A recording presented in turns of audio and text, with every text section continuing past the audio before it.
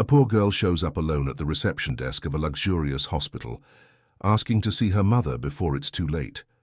She insists on speaking to the hospital's owner, a famous surgeon about to go into surgery.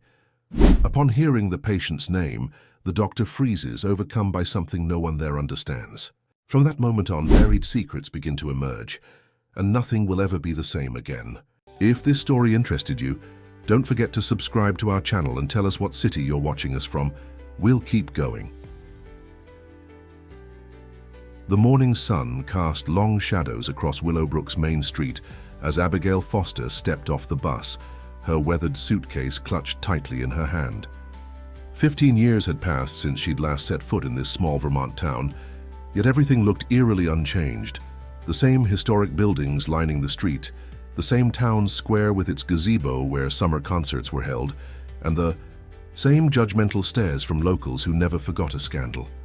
A cool autumn breeze rustled the multicolored leaves, sending them dancing across the pavement. Abigail pulled her coat tighter and took a deep breath. Coming back hadn't been her first choice, but desperate times called for desperate measures. The email from her sister had been clear. Their grandmother Eleanor was unwell, the family inn was struggling, and they needed her help. "Abby? Is that really you?" Abigail turned to see Rachel Davis, her childhood best friend, staring at her with wide eyes. The years had been kind to Rachel. Her auburn hair was now styled in a sophisticated bob, and her clothes suggested the success of her interior design business that Abigail had followed from afar on social media. "Rachel," Abigail smiled, the tension in her shoulders easing slightly at the sight of a friendly face. "It's good to see you." Rachel pulled her into a tight embrace. "When Megan told me you were coming back, I could hardly believe it. Everyone said you'd never return after what happened with the Thornton family." Abigail stiffened at the mention of the name. "Some wounds take longer to heal than others," she said carefully, pulling away. "But I'm here for Grandma Eleanor and the Willowbrook Inn, nothing else." Rachel's expression softened. "Of course, let me drive you there. I was heading that way to check on some fabric samples for the East Wing renovation." As they drove through town in Rachel's SUV, Abigail absorbed the subtle changes that had occurred in her absence. The old hardware store was now a trendy coffee shop. The cinema had been restored to its former glory. And on the outskirts of town, construction equipment surrounded what appeared to be a massive development project. "What's going on there?" Abigail asked, pointing to the construction site. Rachel's grip tightened on the steering wheel. "That's Thornton Resort's latest project. They're building a luxury spa and golf course. Mason Thornton Jr. is determined to turn Willowbrook into the next hot vacation destination for the rich and famous." The Thornton name hit Abigail like a physical blow.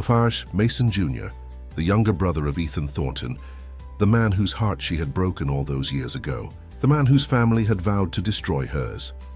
"The inn must be struggling with that kind of competition on the horizon," Abigail murmured. "That's putting it mildly," Rachel sighed. "Eleanor refused to modernize for years, and now Megan's trying to save it. But bookings are down, and the Thorntons have been buying up properties all around town. There are rumors they've set their sights on the inn next." The Willowbrook Inn came into view as they rounded the bend. A grand Victorian building nestled among ancient maple trees, its white paint peeling in places, the famous gardens looking somewhat neglected. For generations, the Foster family had run this establishment, transforming it from a simple boarding house to a beloved local landmark. It was where Abigail had grown up, helping her grandmother in the kitchen, learning the family recipes that guests traveled miles to taste. As Rachel's car pulled into the gravel driveway, the front door opened and Megan Foster appeared on the porch. At 35, Megan was 3 years older than Abigail, and the responsibilities of running the inn had aged her prematurely. Her blonde hair was streaked with gray, and fine lines had formed around her eyes, but her smile was as warm as ever. "You came," Megan said simply as Abigail climbed the familiar porch steps. "You didn't give me much choice," Abigail replied, trying to keep her tone light despite the heaviness in her chest. "How's Grandma?" "Having one of her good days. She's in the sunroom. She doesn't always remember things clearly, but she's been talking about your return for weeks." As if she knew you were coming before I even contacted you. Abigail nodded, fighting back tears. Eleanor Foster had raised her and Megan after their parents' unexpected departure from Willowbrook when Abigail was only 8. The thought of her grandmother's mind slipping away was almost too painful to bear. "I'll go say hello and then get settled. We have a lot to talk about." Abigail glanced meaningfully at the construction site visible in the distance. "More than you know," Megan replied cryptically. "The Thorntons aren't just building a resort. They're rebuilding their family legacy, and somehow our inn has become central to their plans." Abigail walked through the familiar entrance hall, noting the worn carpet and faded wallpaper that had once seemed so elegant. The business was clearly struggling. As she approached the sunroom, she heard the soft sound of a piano, her grandmother's favorite Bach piece, played with the precision that only came from decades of practice. Eleanor Foster sat at the grand piano by the bay windows, her silver hair pinned in a neat bun, her posture still remarkably straight despite her 87 years. When she looked up and saw Abigail, her fingers stilled on the keys. "There you are," Eleanor said, as if Abigail had merely stepped out for a moment rather than disappeared for 15 years. "I've been waiting for you to come home and face your destiny." Abigail knelt beside her grandmother's chair. "I'm here now, Grandma. I'm going to help save the inn." Eleanor's blue eyes, still sharp despite her condition, focused intently on Abigail's face. "The inn isn't what needs saving, child. There are secrets in this family that have remained buried for too long. Your return has set things in motion that cannot be stopped." A chill ran down Abigail's spine. "What secrets? What are you talking about?" Eleanor glanced toward the window, at the Thornton construction project in the distance. "Mason Thornton Sr. and I made a pact long ago. We thought we could bury the past, but the past never stays buried. Now it's up to you and young Mason to make things right." Before Abigail could press for more information, the doorbell rang, echoing through the old house. From the entrance hall came the sound of voices, Megan's, raised in protest, and a man's, deep and insistent. "That would be him now," Eleanor said with an enigmatic smile. "Right on time." Abigail rose to her feet as footsteps approached the sunroom. A tall figure appeared in the doorway, his broad shoulders filling the frame. His dark hair swept back from a face that was both familiar and strange. "Ms. Foster," he said, his eyes locked on Abigail with an intensity that made her breath catch. "I'm Mason Thornton Jr. I believe we have some unfinished business to discuss." Eleanor's soft laugh filled the silence that followed. "The children of sworn enemies, brought together by fate, just as I always knew you would be." Abigail stood, frozen, caught between past and present, between the life she'd built away from Willowbrook and the secrets that had drawn her back. Whatever game the Thorntons were playing, she refused to be a pawn in it. But as she met Mason's challenging gaze, she knew that walking away a second time wouldn't be an option. The battle for Willowbrook Inn, and perhaps for her own heart, had officially begun. Time seemed to stand still as Abigail faced Mason Thornton Jr. across the sunroom. She'd prepared herself for many challenges upon returning to Willowbrook, but confronting a Thornton on her first day hadn't been one of them. "This is hardly the time for business discussions," Abigail said coolly, placing a protective hand on her grandmother's shoulder. "My grandmother needs her rest." Mason's expression remained impassive, but something flickered in his dark eyes, perhaps annoyance, perhaps respect for her directness. "I wouldn't have come if it wasn't urgent. The town council is voting tomorrow on the historical zoning regulations that affect both our properties. And I'm sure the Thorntons have the council in their pocket as usual," Megan interjected from behind him, arms crossed defensively. Mason turned slightly. "If that were true, I wouldn't need to be here, would I?" He refocused on Abigail. "I'm proposing a temporary alliance. The changes benefit neither of us in their current form." Eleanor's soft laugh drew everyone's attention. "Listen to him, girls. Mason knows what he's talking about. His father might have been my rival, but he was never my enemy." "Not really." "Grandma, you need to rest," Megan said gently, moving to help Eleanor from the piano bench. "I'm not senile." "Yet," Eleanor protested, though she allowed herself to be assisted, Mason, your grandmother's emerald necklace, is it still in the family? The question seemed to catch Mason off guard. Yes, ma'am. It's in our family vault. Good, very good. Eleanor nodded sagely. Abigail, show Mason to the library. You two have much to discuss. With that cryptic remark, she allowed Megan to escort her from the room. Left alone with Mason, Abigail felt a strange mixture of defiance and curiosity. He was nothing like his brother Ethan, whose golden looks and easy charm had once captivated her teenage heart. Mason was darker, more intense, with the focused energy of someone accustomed to getting his way. The library, then? He prompted when she remained silent. Abigail led him through the inn's main hall past the reception desk, where an elderly couple was checking in. Probably the only guests, judging by the emptiness of the key rack. The library was at the back of the house, a warm, wood-paneled room filled with books collected by generations of Fosters. You've been gone a long time, Mason observed as she closed the door behind them. 15 years, if I'm not mistaken. You've been keeping track? Abigail raised an eyebrow. In a small town like this, people notice when someone disappears overnight, especially when they leave behind as much chaos as you did. The accusation stung, though she'd expected nothing less. I did what I had to do, including breaking my brother's heart. The question hung between them, laden with unspoken history. Abigail met his gaze directly. We both know there was more to that story, but I'm not here to rehash ancient history. What's this about the town council? Mason studied her for a moment longer before apparently deciding to let the matter drop. He removed a folder from his briefcase and spread several documents on the mahogany table. The council is voting on amendments to the historical zoning regulations. The current proposal would prevent both of us from making necessary changes to our properties. As he explained the complex legal details, Abigail found herself reluctantly impressed by his thorough understanding of the issues.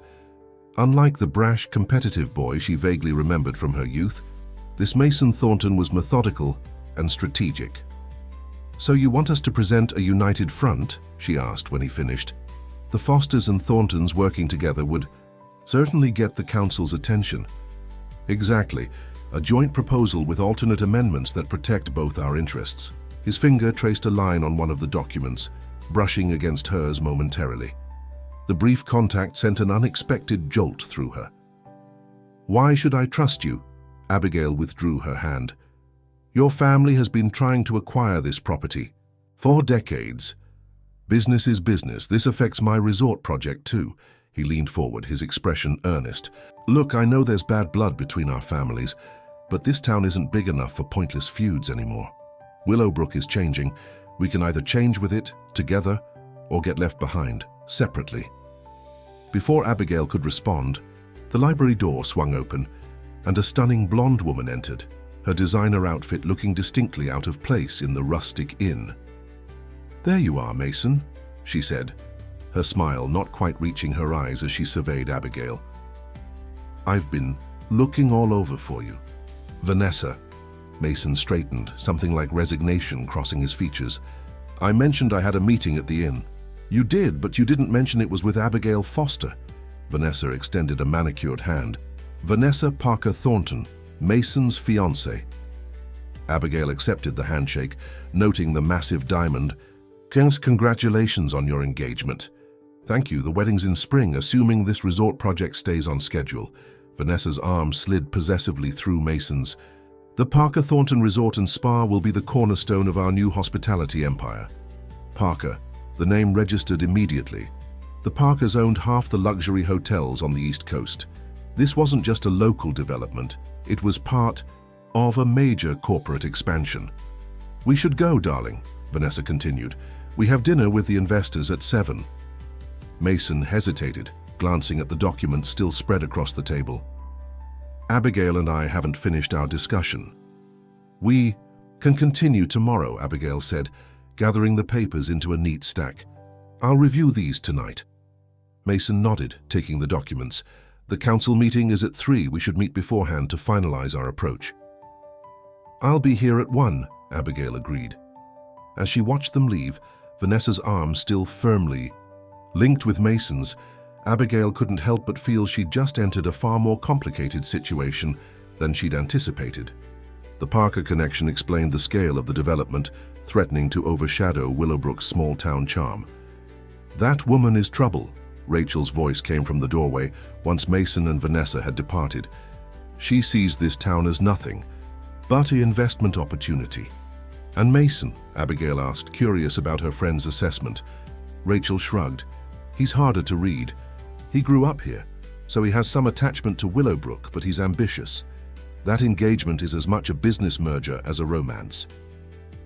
Abigail moved to the library window, watching as Mason helped Vanessa into a sleek black Tesla in the driveway. "What happened to Ethan after I left?" Rachel joined her at the window. He was devastated at first, then angry. He left for college and barely came back, except for holidays. He's a doctor in Boston now, married with 2 kids. He found his happiness, Abby. Relief washed over Abigail. At least she hadn't ruined his life entirely. "But the real question," Rachel continued, "is what really happened 15, sir. Years ago? You never told anyone why you left so suddenly. Not even me." Abigail turned from the window, the weight of her secrets suddenly overwhelming. "It's complicated, Rach. It always is with the Fosters and Thorntons," Rachel sighed. "But whatever it is, it's still affecting you. And now you're back, working with Mason Thornton of all people." "It's just business," Abigail insisted, though something about Mason's intensity had unsettled her in ways she hadn't expected. "If you say so." Rachel didn't look convinced. "Just be careful. There are rumors that the Thorntons have discovered something, old property records maybe, that they think gives them claim to part of the inn's land." Abigail frowned. "That's ridiculous. The Foster family has owned this property outright for generations." Apparently, Mason Sr. told people differently before he passed away last year. He said there was proof that would set things right between the families once and for all. Eleanor's cryptic comments about secrets and Mason Sr. suddenly took on new significance. What had her grandmother meant about a pact? And what did an emerald necklace have to do with any of it? "I need to talk to Grandma," Abigail said, moving toward the door. Rachel caught her arm. "She's resting now.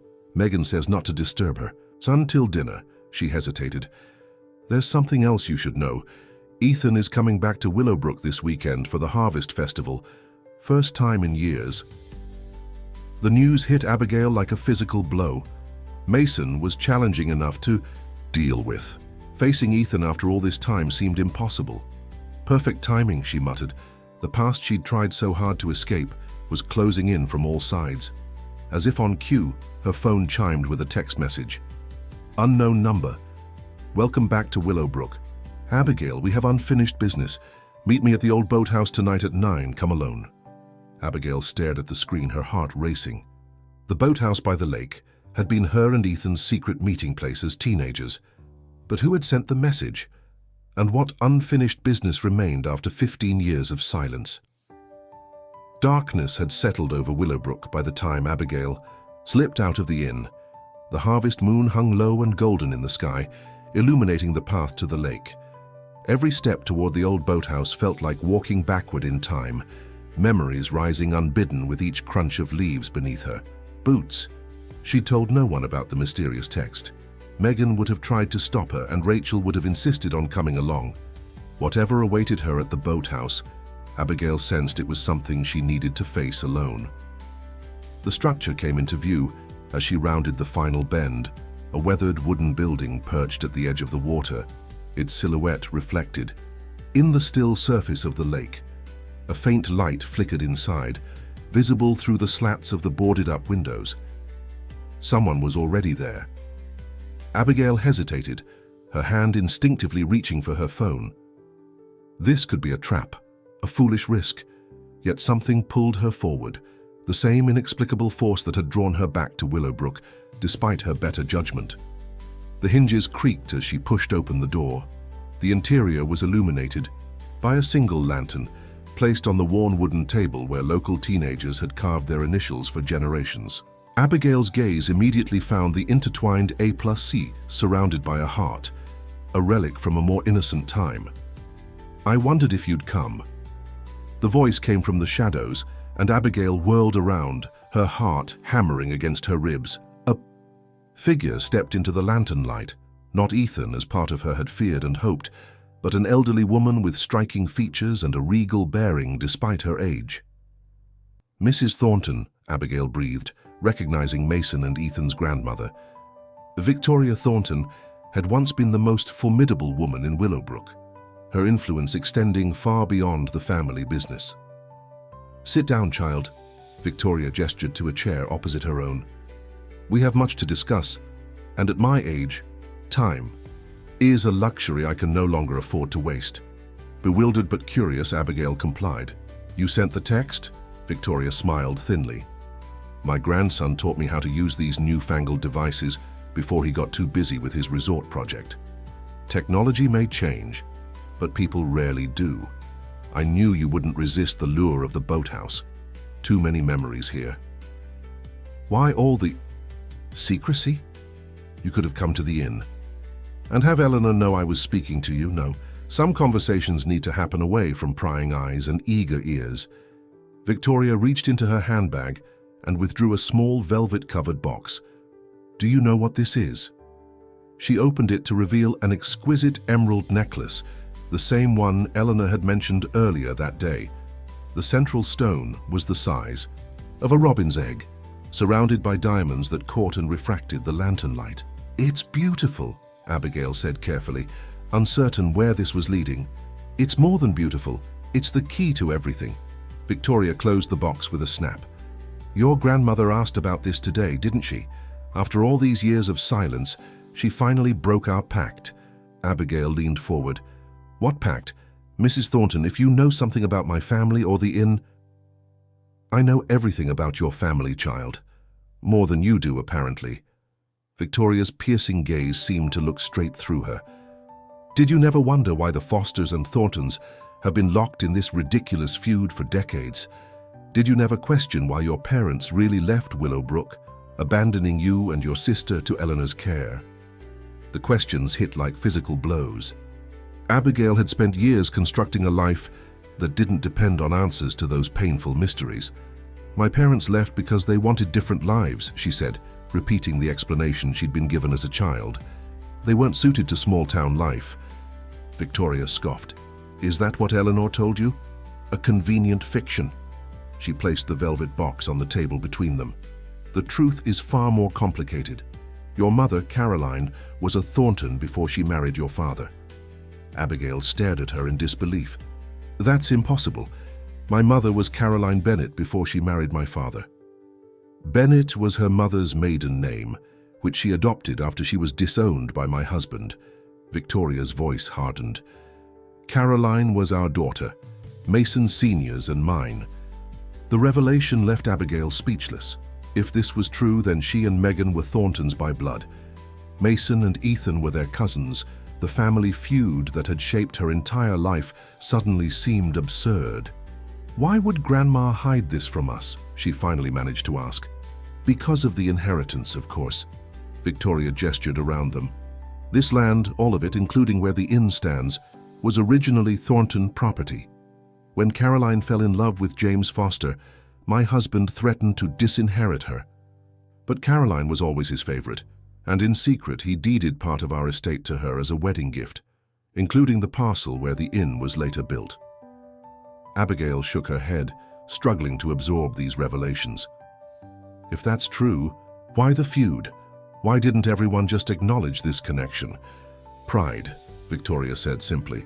"When James and Caroline abandoned Willowbrook, and you girls, Mason Sr. was furious. He wanted to reclaim the property, arguing they had violated the terms of the gift.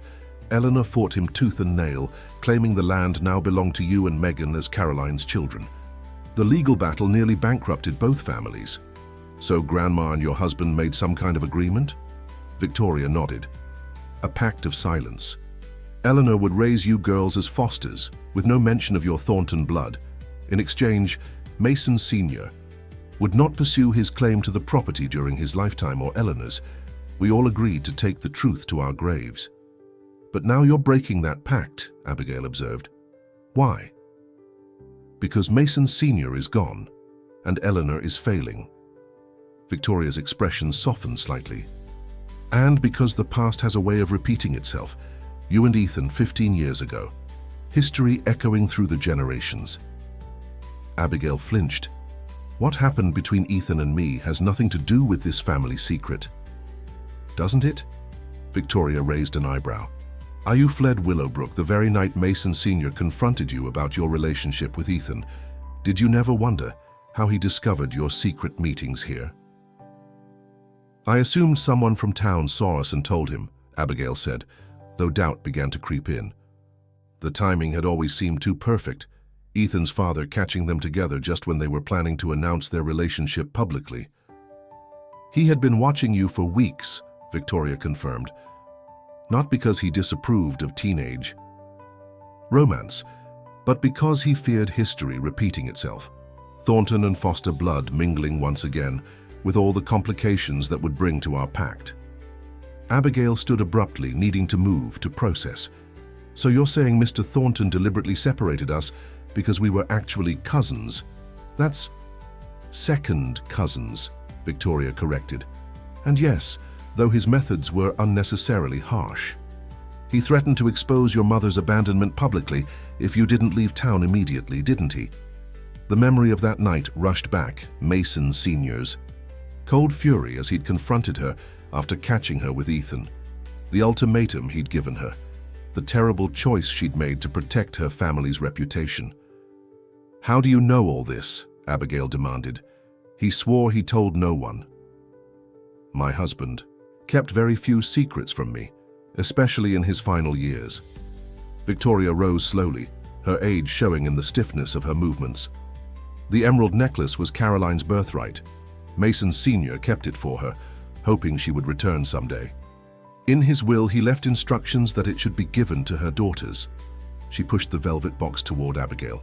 It belongs to you and Megan now, along with the truth about your heritage. Abigail stared at the box without touching it. Why tell me all this now? What do you expect me to do with this information?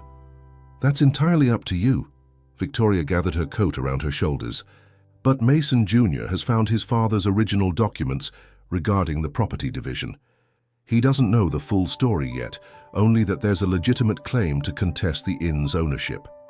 He's a businessman first, and that resort project means everything to him and the Parker family. So this is a warning, Abigail realized. You're telling me my cousin is about to try to take my family's home without knowing it's also his family's legacy. Victoria smiled enigmatically. Or perhaps I'm offering you a way to end this feud once and for all. Blood is thicker than water, Abigail. Remember that when you decide what to do next. She moved toward the door, then paused. One more thing. Ethan never knew about any of this. Mason Sr. made sure of that. Whatever you decide to tell him when he returns this weekend, be gentle. Some revelations can destroy a person's sense of identity. After Victoria departed, Abigail remained in the boathouse for a long time, the emerald necklace untouched on the table before her. The foundations of everything she'd believed about her family had been shattered in a single conversation.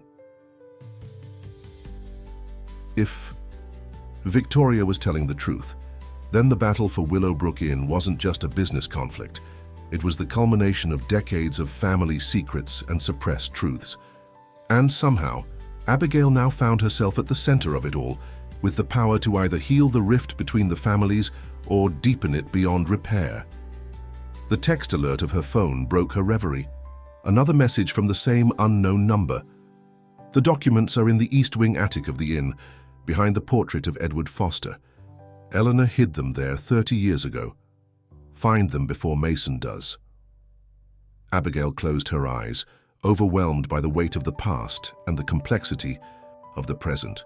When she'd boarded that bus to Willowbrook, she'd expected to help save a struggling family business, not unravel the tangled web of secrets that had defined her entire existence. She pocketed the phone and picked up the velvet box, feeling the surprising weight of the necklace inside. Whatever happened next, one thing was clear. The time for secrets in Willowbrook was coming to an end. Dawn was breaking over Willowbrook when Abigail finally returned to the inn, the emerald necklace, securely hidden in her coat pocket. She'd spent hours walking the shores of the lake, trying to process Victoria Thornton's revelations. Each step had brought more questions than answers, her mind spinning with the implications of her newly discovered heritage. The inn was quiet as she slipped inside, but the aroma of fresh coffee greeted her. Someone else was already awake. Following the scent to the kitchen, she found Megan at the massive farmhouse table, surrounded by ledgers and financial statements. "You're up early," Abigail observed, pouring herself a cup from the pot. Megan glanced up, dark circles under, her eyes suggesting she might not have slept at all. "Bills don't pay themselves. Where were you last night? I knocked on your door around midnight." Abigail hesitated. She wasn't ready to share Victoria's revelations, not until she'd verified them herself. "Couldn't sleep. Went for a walk to clear my head. All night." Megan's skepticism was evident. "I had a lot to think about." Abigail gestured to the papers spread across the table. "How bad is it?" Megan sighed, pushing a spreadsheet toward her. "See for yourself. 3 months behind on the mortgage. Bookings down 60% from last year. The bank has already sent 2 warnings." Abigail scanned the numbers, her heart sinking. The inn's financial situation was even worse than she'd feared. What about Grandma's savings? The college fund she set aside for us? "Gone," Megan said flatly. "Most of it went to her medical care last year when she broke her hip. The rest went to keeping this place afloat." She rubbed her temples. "I've tried everything, Abby. Discount packages, social, media marketing, reaching out to travel bloggers, nothing's working." "The Thornton Resort isn't helping matters," Abigail murmured. "That's an understatement. They've been poaching our regular guests with pre-opening discounts. Some families who've been coming here for generations are jumping ship for their fancy amenities." Megan's voice betrayed her exhaustion and frustration. "I hate to say it, but maybe it's time to consider selling." The suggestion sent a jolt through Abigail. "We can't sell the inn. It's been in our family for generations." "Has it, though?" Megan's question was pointed. "Sometimes I wonder if we know the whole story. Grandma's been having these episodes lately, talking about when the truth comes out and how both families will finally heal. I assumed it was just confusion, but..." Abigail's grip tightened on her coffee cup. "But what?" "Last week, I found her in the attic, going through old papers. When I asked what she was looking for, she said something about proof of birthright and an emerald key." Megan shook her head. It didn't make any sense at the time. "An emerald key, the necklace." Abigail's hand instinctively moved to her pocket, where the velvet box rested. "Megan," she began carefully, "what if there's something about our family history we don't know? Something that might affect the inn's ownership?" Before Megan could respond, the back door swung open and Rachel burst in, breathless and clutching her tablet. "Have you seen it?" she demanded without preamble. "Seen what?" the sisters asked, in unison. Rachel placed the tablet on the table, displaying the front page of the Willowbrook Gazette's website. The headline made Abigail's blood run cold. "Thornton Resorts files legal challenge to historic inn's land rights." "They did it," Rachel said grimly. "Mason filed the paperwork this morning. They're claiming that part of the inn's property legally belongs to Thornton Enterprises based on some newly discovered historical documents." Megan snatched up the tablet, scanning the article with growing horror. "This can't be right. We have the deeds. Grandma showed them to me when I took over management. According to this, Mason Sr. had proof that the original land transfer was conditional," Rachel explained. "If the property ceased to be used as a family residence by the direct descendants of James and Caroline Foster, ownership would revert to the Thornton family." Abigail and Megan exchanged glances. "Our parents," Abigail said quietly. "Exactly. Since they abandoned the property, and you two were minors raised by your grandmother, the Thorntons are arguing the conditions were violated." Rachel's expression was sympathetic but grave. "They're only claiming the eastern portion of the property, but that includes the gardens and the lakefront access," Megan finished, her voice hollow. "Without those, we're just another roadside B&B. She turned to Abigail, eyes blazing. "I thought you said you and Mason were working together on the zoning issue. Was this his plan all along? to gain your trust while he prepared to stab us in the back. I don't think Abigail began, but was interrupted by the sound of Eleanor's cane tapping on the hardwood floor as she entered the kitchen. He's his father's son, Eleanor said, her voice stronger and clearer than it had been since Abigail's return. But he doesn't know what he's unleashing. The three younger women turned to the family matriarch, who seemed unusually lucid this morning, her blue eyes sharp with purpose. "Grandma, you should be resting," Megan started, but Eleanor waved her concern away. "There will be time enough for rest in the grave. Right now we have a battle to fight." She fixed her gaze on Abigail. "Victoria came to you last night, didn't she? At the boathouse." Abigail stared at her grandmother in shock. "How did you know?" "Because I know Victoria Thornton better than anyone in this town. We've been playing this game for 60 years. Eleanor lowered herself carefully into a chair. "Did she give you Caroline's necklace?" Wordlessly, Abigail removed the velvet box from her pocket and placed it on the table. Eleanor nodded in satisfaction as Megan and Rachel gasped at the magnificent emerald when the box was opened.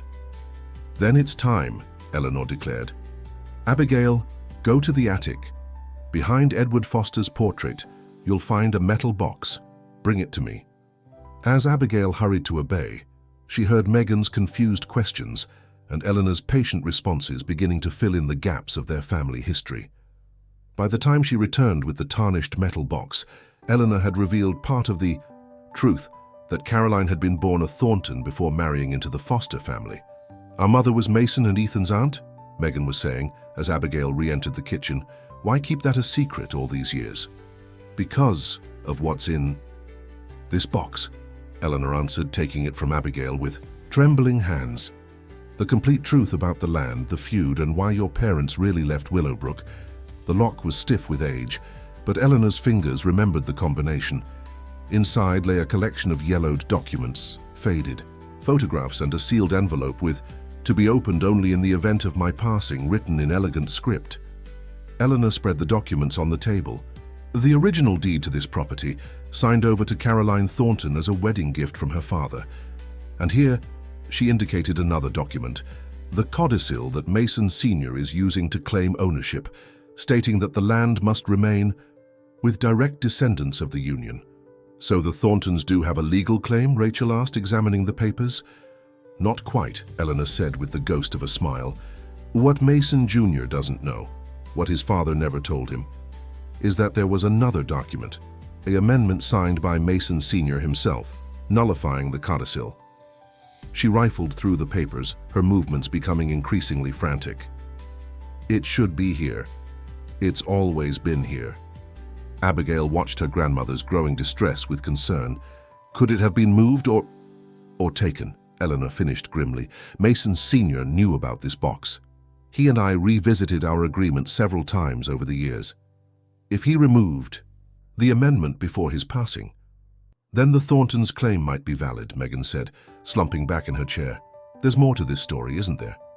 Abigail pressed gently. "Victoria said that my leaving town 15 years ago was connected to all of this, that Mason Sr. threatened me to keep me away from Ethan." Eleanor's expression crumpled with guilt. "I should have protected you better. Should have told you the truth then." "It's not too late to tell us now," Megan said, taking her grandmother's hand. Eleanor nodded slowly. "The amendment to the codicil wasn't just a legal document. It was part of a larger agreement between our families. Mason Sr. and I realized that the feud had gone on long enough. We agreed that if a Foster and a Thornton were to marry, reuniting the bloodlines, then all claims to divided property would be settled once and for all." Understanding dawned on Abigail. "So when Ethan and I became involved, it should have been cause for celebration," Eleanor confirmed. "The fulfillment of our pact." But Victoria opposed the match vehemently. She never forgave Caroline for choosing James over the Thornton legacy, and she feared history repeating itself. "So Mason Sr. drove me away to appease his wife," Abigail concluded, the old pain resurging. "He thought it was temporary, that once you both finished college, the relationship could resume with Victoria's resistance weakened by time." Eleanor sighed heavily. "He never anticipated that you would stay away for 15 years. or that Ethan would move on. A heavy silence fell over the kitchen as the sisters absorbed these revelations. It was Rachel who finally broke it. This is all fascinating family history, but it doesn't solve our immediate problem. The Thorntons have filed a legal claim that could cripple the inn, and we have less than 30 days to respond before a judge rules on their petition for immediate access to the disputed areas. We need to find that amendment, Megan declared, rising from her chair with newfound determination. It has to be somewhere. Eleanor was examining the emerald necklace, turning it thoughtfully in her withered hands. Victoria returning this after all these years isn't a coincidence. She's sending us a message. But what? Abigail wondered aloud. A peace offering or a declaration of war? Perhaps both, Eleanor mused. Victoria Thornton never makes a move without multiple motives. The conversation was interrupted by a sharp knock at the front door. Through the window, Abigail glimpsed a familiar Tesla in the driveway. "It's Mason," she said unnecessarily, as they all recognized the tall figure on the porch. "Perfect timing," Eleanor remarked with surprising calm. "Let him in, Abigail. It's time the younger generation took up this dance." As Abigail moved to answer the door, her mind raced with possibilities. Did Mason know the full story? Or was he merely a pawn in a game that had begun decades before his birth? And what would he do when he learned that the woman he was suing was actually his cousin? One thing was certain: the battle for Willowbrook Inn had just become infinitely more complicated than a simple property dispute. It was now a reckoning with the past that would either heal two families or tear them apart forever. Mason Thornton stood on the porch of Willowbrook Inn, his tall frame silhouetted against the morning light. As Abigail opened the door, she was struck by the conflicting emotions that crossed his face, determination mingled with what might have been regret.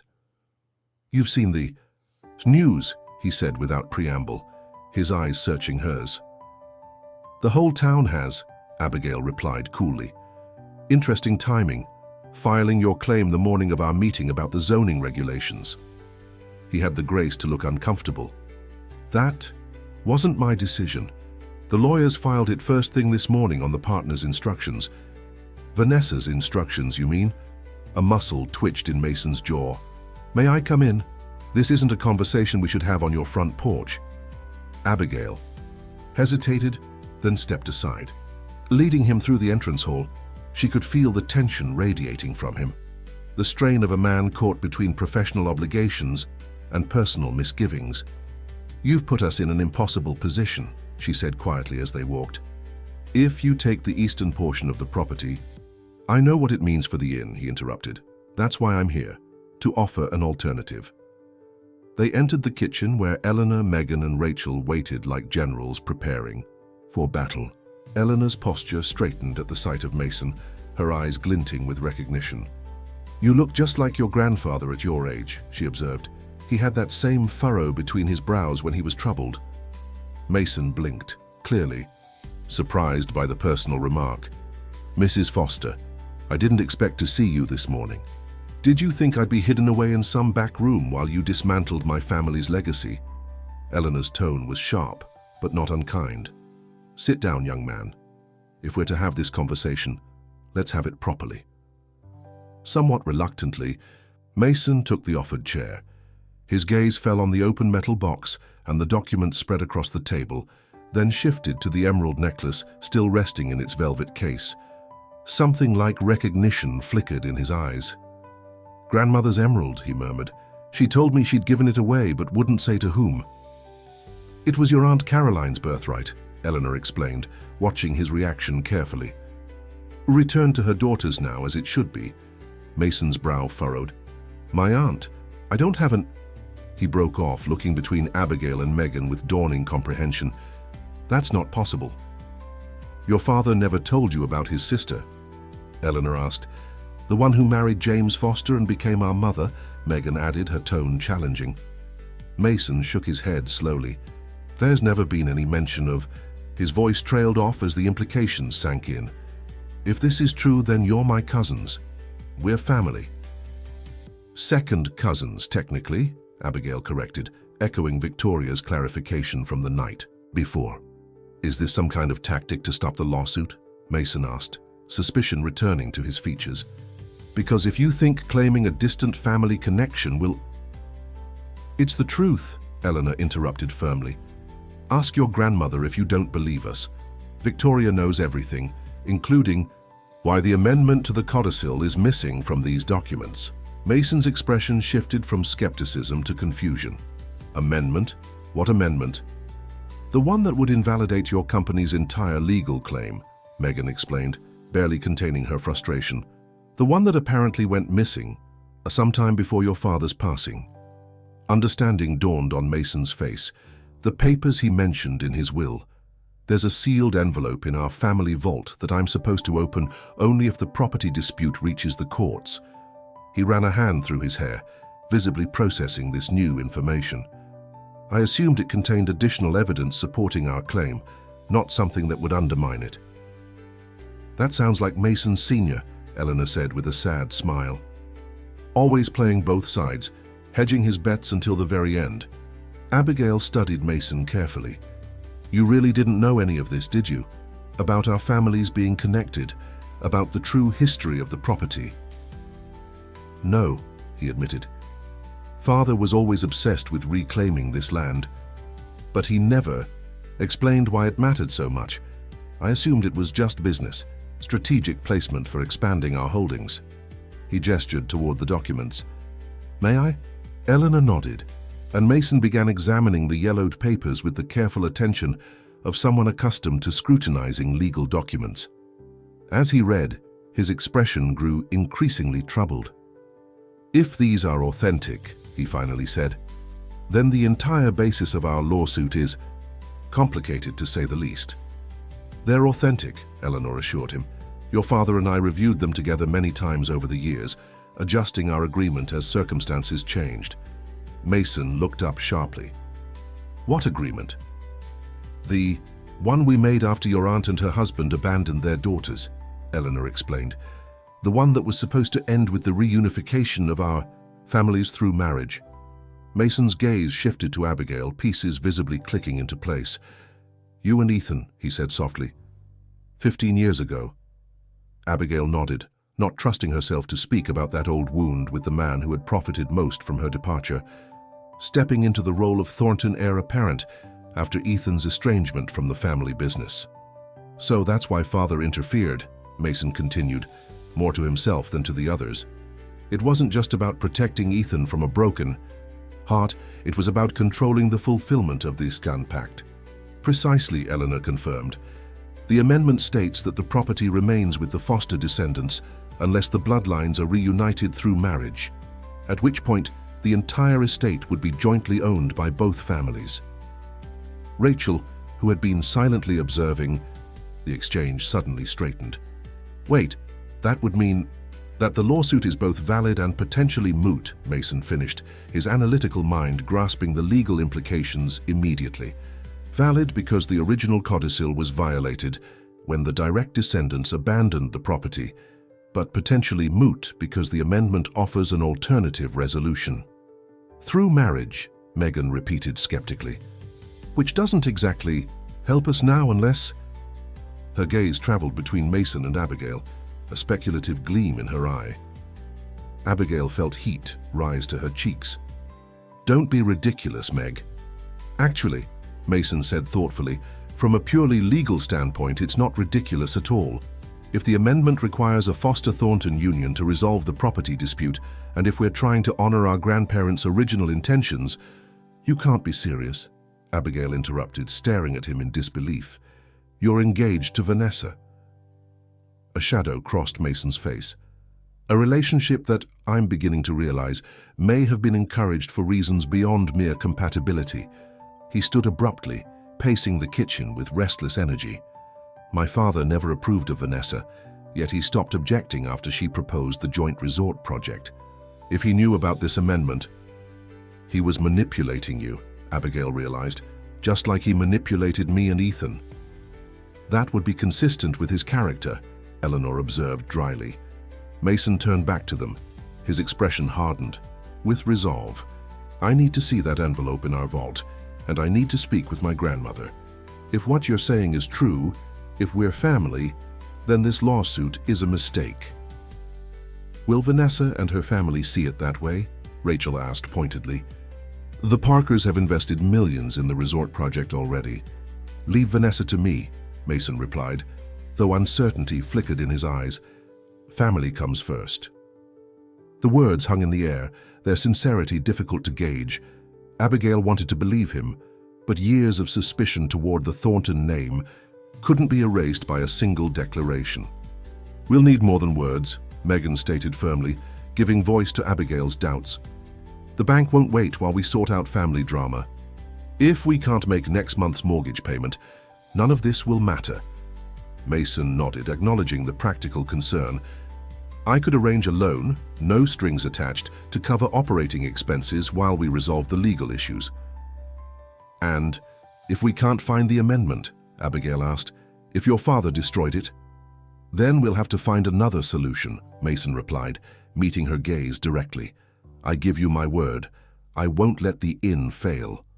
The promise resonated with unexpected sincerity, and Abigail found herself wanting to trust him despite years of conditioned wariness. But before she could respond, the kitchen door swung open once more. Vanessa Parker Thornton stood in the doorway, immaculate in a designer suit despite the early hour, her expression shifting from surprise to cold anger as she took in the scene. So, this is where you disappeared to, she said to Mason, her voice brittle with forced pleasantry. When you weren't at the office for our meeting with the architects, I thought I should check if you were indisposed. Mason straightened, his posture suddenly defensive. Vanessa, I was just discussing the lawsuit with the Fosters. Without our legal team present. That's uncharacteristically reckless of you, darling.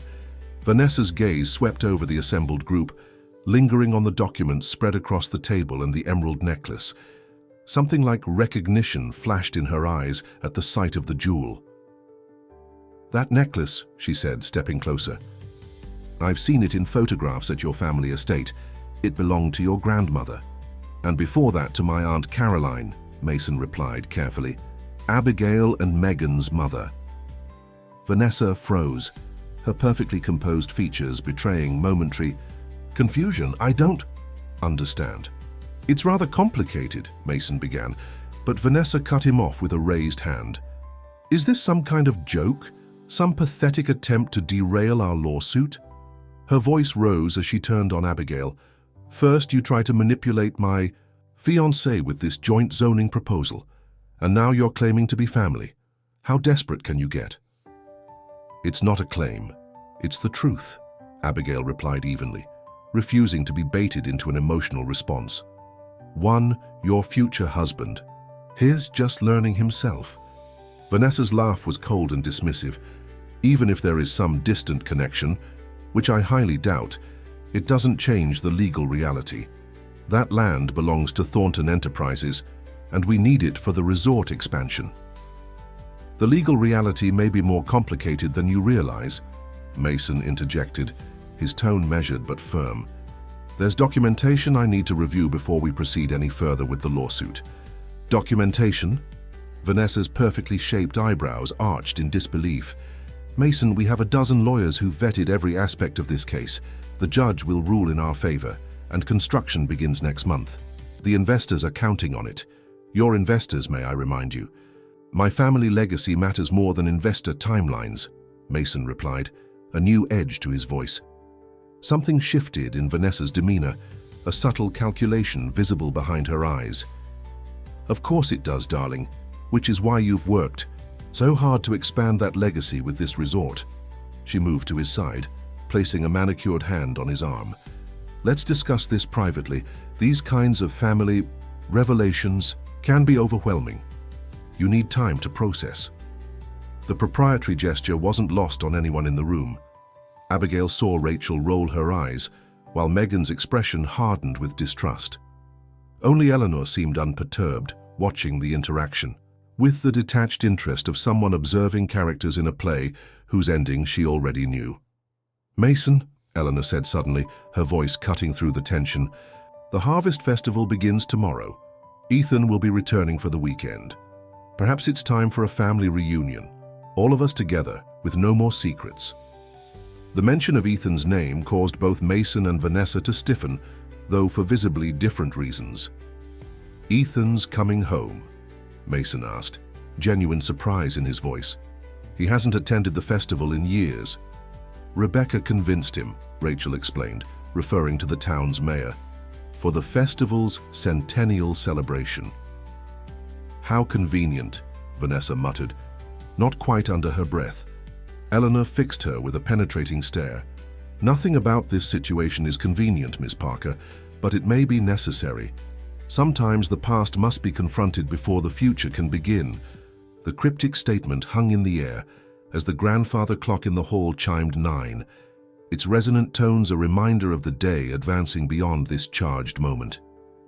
"I need to get to that vault," Mason said finally, disengaging himself from Vanessa's grip.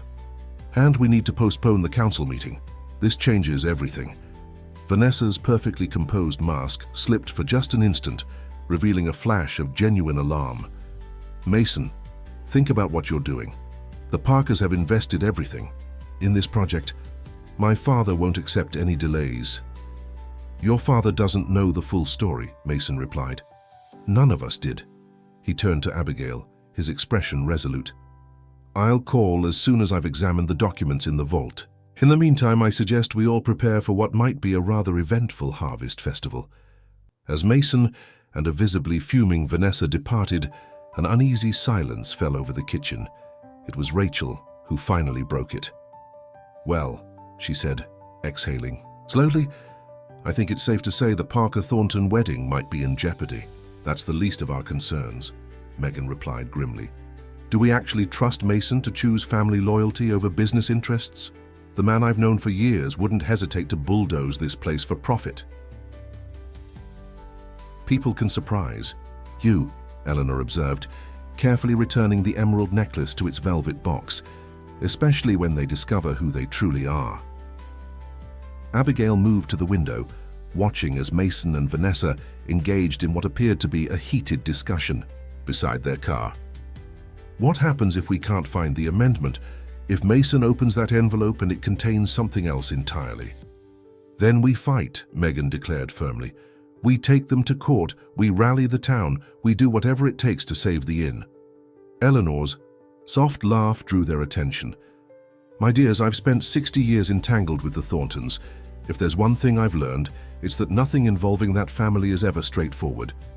She patted the velvet box containing the emerald necklace. "Victoria didn't return this just for sentiment's sake. She's playing a long game, one that began long before any of you were born." "What kind of game?" Rachel asked, intrigued despite herself. Eleanor's eyes twinkled with mischief that belied her years. "One that will be decided, I believe, when Ethan Thornton returns to Willowbrook tomorrow. The prodigal son and the prodigal daughter, reunited after 15 years. Her gaze shifted to Abigail. "Are you ready to face him, my dear? To finally tell him the truth about why you left?" The question struck Abigail like a physical blow. In all the revelations about property disputes and family connections, she'd managed to push aside the most immediate emotional challenge, confronting the man whose heart she had broken to protect a secret that now seemed pointless. "I don't know," she admitted. "What if he hates me?" "He might," Eleanor acknowledged with brutal honesty, "but hatred is not the opposite of love. Indifference is, and Ethan Thornton has never been indifferent where you're concerned." As the morning sunlight streamed through the kitchen windows, illuminating the scattered documents of a decades-old family conflict, Abigail faced the unsettling realization that saving Willowbrook Inn might require more than legal maneuvers or financial solutions. It might require the one thing she'd spent 15 years avoiding, confronting the truth of her own heart. The Willowbrook Harvest Festival had been the town's defining event for a century, transforming the main square into a celebration of local traditions, agricultural bounty, and community spirit. As Abigail helped Eleanor into a chair near the judge's table for the pie contest, she marveled at how little had changed since her childhood.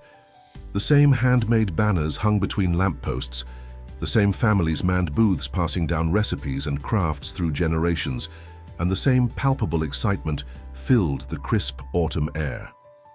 "You're fidgeting," Eleanor observed, adjusting her shawl against the morning chill. "He's not scheduled to arrive until noon, you know." Abigail stilled her restless hands. "I'm not thinking about Ethan." "Of course not," Eleanor replied with knowing amusement. "Just as I'm not thinking about whether Megan's apple pie will finally beat Martha Simmons this year." Despite her anxiety, Abigail smiled. The legendary rivalry between her sister and the town's self-proclaimed baking queen had continued unabated during her absence. Some things in Willowbrook remained comfortingly predictable, even as others were being upended. "No word from Mason?" Eleanor asked, following Abigail's gaze toward the Thornton construction site visible on the hillside beyond the town. "Nothing since yesterday. Rachel said his car hasn't been at the office and he's not answering calls." Abigail frowned. "I'm worried about what he found in that envelope, or perhaps about what he didn't find," Eleanor mused. "Mason Sr. was nothing if not strategic. He wouldn't have left proof that could undermine his family's claim without good reason." Their conversation was interrupted by Rachel hurrying toward them, weaving through the growing festival crowd. "You need to see this," she said breathlessly, thrusting her tablet into Abigail's hands. On the screen was an official press release from Thornton Enterprises. "Thornton Resorts announces pause in Willowbrook development amid historical property review." "He actually did it," Abigail murmured, scanning the carefully worded statement. "He's halted construction pending a thorough investigation of newly discovered historical documents related to the property boundaries." "The Parkers must be furious," Rachel observed. "Their investors were expecting the resort to open next summer."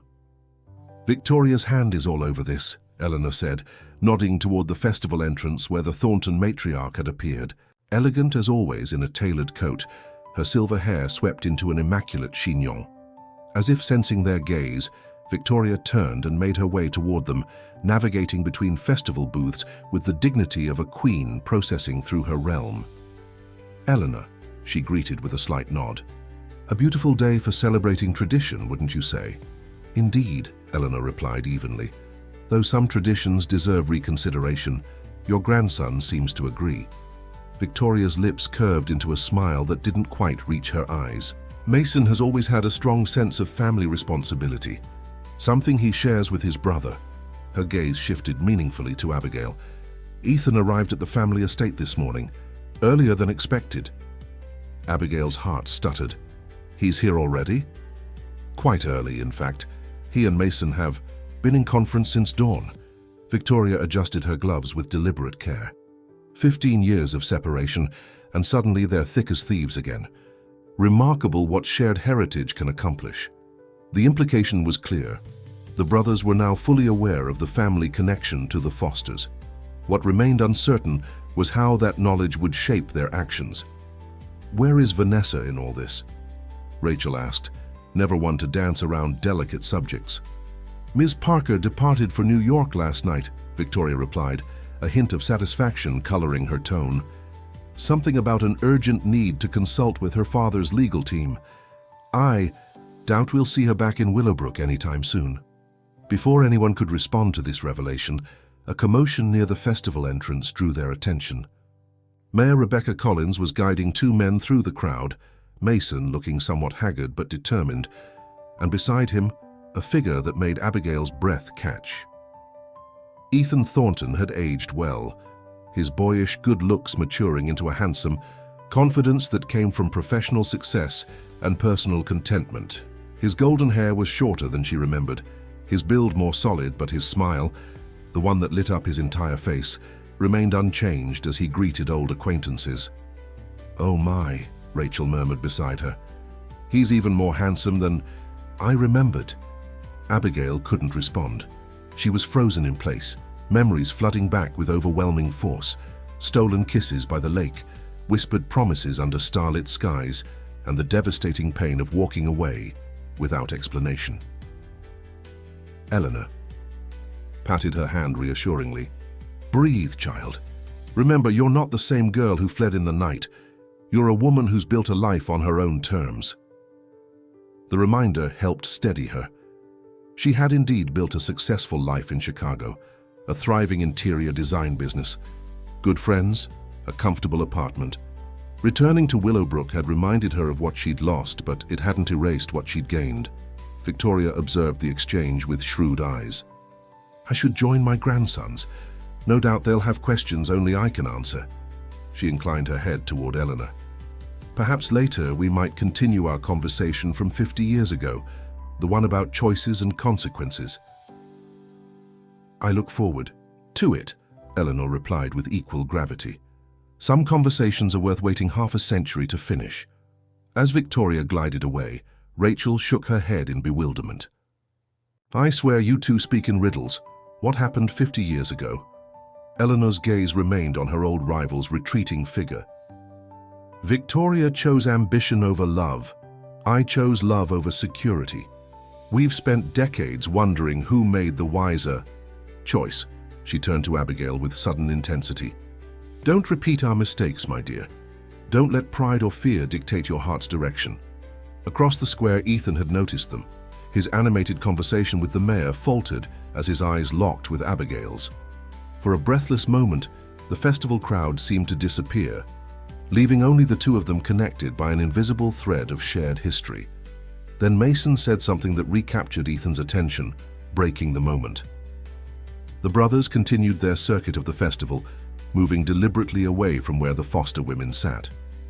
He's avoiding me, Abigail said, unexpected hurt coloring her tone.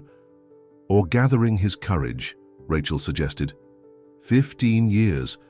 Here's a long time to rehearse a conversation in your head. Speaking of courage, Eleanor interjected, here comes someone who could use some of yours. Megan was approaching from the direction of the pie contest, her expression a complex mixture of triumph and apprehension. First place, she announced, holding up a blue ribbon. Martha Simmons nearly fainted when they called my name. Congratulations, Rachel exclaimed. We should celebrate. The Maple Tavern is doing a special festival menu tonight. Megan nodded distractedly, her attention clearly elsewhere. Abby, I just overheard something at the judges' table. The Thornton brothers are presenting some kind of proposal at the bandstand at noon. Something about the resort project and the inn. Abigail checked her watch. That's in 20 minutes. Did you hear any details? Nothing specific, but everyone's talking about it. Rebecca seemed excited, said it could be transformative for Willowbrook. Megan lowered her voice. I also saw Mason with a lawyer I didn't recognize. They were signing documents. Eleanor straightened in her chair, sudden alertness dispelling her frail appearance. It's happening then, sooner than I expected. What's happening? The sisters asked in unison. The resolution, Eleanor replied cryptically. One way or another, this feud ends today. She gestured toward the festival entrance, where a sleek black car had pulled up, and it appears we have a last-minute guest. A tall, distinguished man with silver-streaked dark hair emerged from the vehicle, surveying the IPY festival with evident distaste. Even from a distance, his resemblance to Mason and Ethan was unmistakable. Who is that? Rachel asked, though the answer was becoming clear. Jonathan Thornton, Eleanor said grimly. Mason and Ethan's uncle, and Caroline's younger brother. The one who spent decades trying to claim what he believes should have been his birthright. Abigail stared at the newcomer in shock. Another Thornton we didn't know about? Jonathan has been in Europe for years, managing the international side of Thornton Enterprises, Eleanor explained. He and Mason Sr. had a falling out over the succession plan when it became clear that Ethan wanted no part of the family business. If he's here now, then whatever Mason found in that envelope was significant enough to bring him back, Megan finished, her expression growing worried. This can't be good. As if to confirm her concern, Jonathan spotted their group and began making his way toward them, his purposeful stride parting the festival crowd. Mason noticed his uncle's arrival and hurried to intercept him, engaging him in what appeared to be an intense conversation. We should move closer to the bandstand, Eleanor decided, rising from her chair with surprising vigor. I want to hear every word of whatever announcement they're planning. As they made their way through the increasingly dense crowd, Abigail felt a light touch on her elbow. Turning, she found herself face to face with Ethan Thornton for the first time in 15 years. Abigail, he said simply, her name carrying the weight of 1,000 unspoken questions. Ethan. She searched his familiar features, looking for signs of the anger or resentment she'd expected. Instead, she found only a gentle curiosity. "You look well," he offered, the banality of the statement at odds with the intensity of his gaze. "So do you," she replied, equally inadequately. "I heard you're a doctor now in Boston," he nodded. "Pediatric surgeon, and you?" Mason mentioned something about an interior design firm in Chicago. "Yes, I've been there since." She trailed off, the words, "I left you," hanging unspoken between them. A small, sad smile crossed his face. "Since you disappeared in the middle of the night with nothing but a note saying, 'I'm sorry, I can't.' Do you know how long it took me to stop looking for you?" The raw honesty of the question caught her off guard. "Ethan, It's okay," he interrupted gently. "I understand now. Mason explained everything this morning, about our mothers being sisters, about my father's threats, about the property. Dispute that's been going on for generations." Abigail stared at him in surprise. "You're not angry?" "I was for years," he admitted. "But life has a way of putting things in perspective. I have a good career, a failed marriage behind me, and 2 amazing kids who are currently being spoiled rotten by their great-grandmother." His expression softened. "What happened between us was painful, but it led me where I needed to go. I hope it did the same for you." The simple generosity of his forgiveness brought unexpected tears to Abigail's eyes. "I never wanted to hurt you. I know that now." He glanced toward the bandstand where Mason was consulting his watch. "We should join the others. Mason's been mysterious about this announcement, but I think you'll want to hear it." As they approached the bandstand together, Abigail was acutely aware of the curious stares from townspeople who remembered their teenage romance. Rachel caught her eye from where she stood with Megan and Eleanor near the front of the crowd, raising a questioning eyebrow. Abigail gave a small, reassuring nod. Mason took the stage, tapping the microphone to get everyone's attention. The festival crowd gradually quieted, anticipation rippling through the gathered townspeople. "Good afternoon, Willowbrook," he began, his voice carrying clearly across the square. "Many of you have heard about the recent developments regarding Thornton Resorts and Willowbrook Inn. Today I want to address those rumors directly and share some news that I believe will benefit our entire community." Abigail felt Ethan tense beside her as Jonathan Thornton pushed his way to the front of the crowd, his expression thunderous. "First," Mason continued, "I want to acknowledge a truth that has been kept hidden for too long. The Thornton and Foster families are not rivals. We are relatives connected by blood and shared history." A murmur of surprise ran through the audience. "My father's sister, Caroline Thornton, married James Foster, becoming the mother of Megan and Abigail Foster." The public acknowledgement sent a ripple of whispers through the crowd. Eleanor and Victoria, standing on opposite sides of the gathering, exchanged a long look of what might have been relief.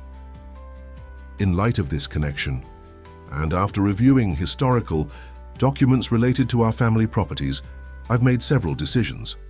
Mason unfolded a paper from his pocket. "Effective immediately, Thornton Enterprises is withdrawing its legal claim to any portion of the Willowbrook Inn property."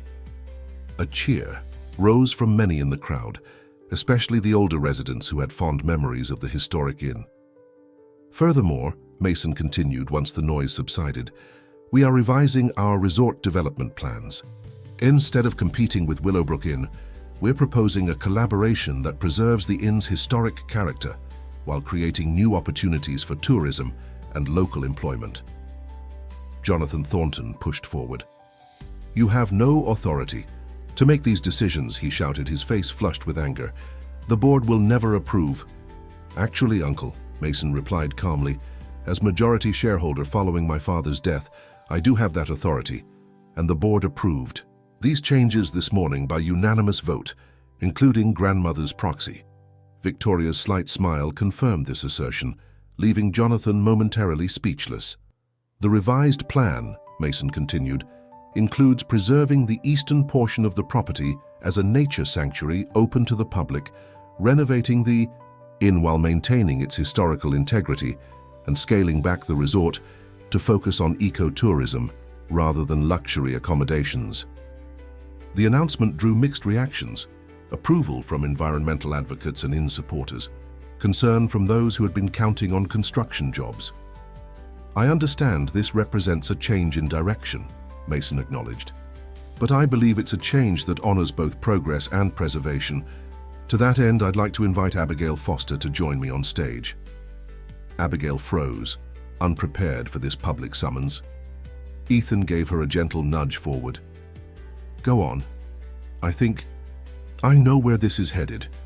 With reluctant steps, she made her way to the bandstand and climbed the stairs to stand beside Mason. Up close, she could see the exhaustion in his eyes, evidence of sleepless nights wrestling with family legacy and business obligations. "Abigail is not only my cousin," Mason announced to the crowd, "but also one of Chicago's most respected interior designers specializing in historical restoration. I'm pleased to announce that she has agreed to oversee the renovation of Willowbrook Inn, ensuring it remains true to its heritage while becoming a sustainable business for generations to come." This was news to Abigail, who struggled to maintain a composed expression despite her shock. She had discussed no such arrangement with Mason. "Additionally," he continued, "the Foster and Thornton families will establish a joint historical foundation to preserve Willowbrook's architectural and cultural heritage, funded by a portion of the resort's future profits." The crowd erupted in applause, but Abigail hardly noticed. Her attention was caught by the expression on Jonathan Thornton's face, a mixture of fury and calculation that sent a chill down her spine. As Mason concluded his speech with promises of community involvement and transparency, Jonathan pushed his way toward the back of the crowd, already on his phone. Whatever plans Mason had announced, it was clear that not everyone in the Thornton family supported this peaceful resolution. When they descended from the bandstand, Megan rushed forward. "Is it true? The lawsuit is really withdrawn?" Mason nodded, handing her a legal document. "Officially filed this morning, the inn is secure." "And this renovation plan?" Abigail asked, unable to keep a note of skepticism from her voice. "When exactly did I agree to that?" "You haven't yet," Mason admitted with a rueful smile, "but I hoped you might consider it. The architectural plans are impressive, and your expertise would ensure the inn's character is preserved." Before Abigail could respond, Ethan stepped forward. "Perhaps we should continue this conversation somewhere more private. Uncle Jonathan didn't look pleased, and he rarely accepts defeat gracefully." Mason's expression darkened. "You're right. Let's head back to the inn. There's more to discuss that wasn't appropriate for a public announcement." As they made their way through the festival crowd, accepting congratulations and fielding questions from curious townspeople, Abigail found herself walking beside Ethan, their shoulders occasionally brushing in the tight spaces between booths. "You're quiet," he observed softly. "Having second thoughts about coming home?" "Just processing," she replied. 24 hours ago, I thought we might lose the inn. Now suddenly we're part of a grand reconciliation between feuding families. It does feel rather engineered, doesn't it?" Ethan's tone was thoughtful, almost as if our grandparents planned this outcome all along. Abigail glanced toward Eleanor and Victoria, who were walking ahead of them, engaged in what appeared to be an amicable conversation for the first time in decades. "You might be right. The question is, what game are they really playing, and how do we avoid becoming their pawns?" "Maybe that's the wrong question," Ethan suggested. "Maybe we should be asking how to write our own ending to the story they started." The unexpected wisdom in his words resonated with something deep within Abigail. For 15 years, she had allowed her path to be dictated by Mason Sr.'s manipulation and her own fear. Perhaps it was time to reclaim the narrative of her life. As they approached the inn, Jonathan Thornton's sleek black car sped past them, gravel spraying as it took the turn too quickly. The expression on his face through the window was one of cold determination. "That doesn't look good," Rachel murmured, watching the car disappear down the road toward the highway. "No, it doesn't," Mason agreed grimly. "Uncle Jonathan has connections in the State Historical Commission. If he can't stop us through the family business, he'll try other channels." "Then we'd better be prepared," Eleanor declared, her voice stronger than it had been in weeks. "Victoria, I believe it's time we showed them the final piece of evidence."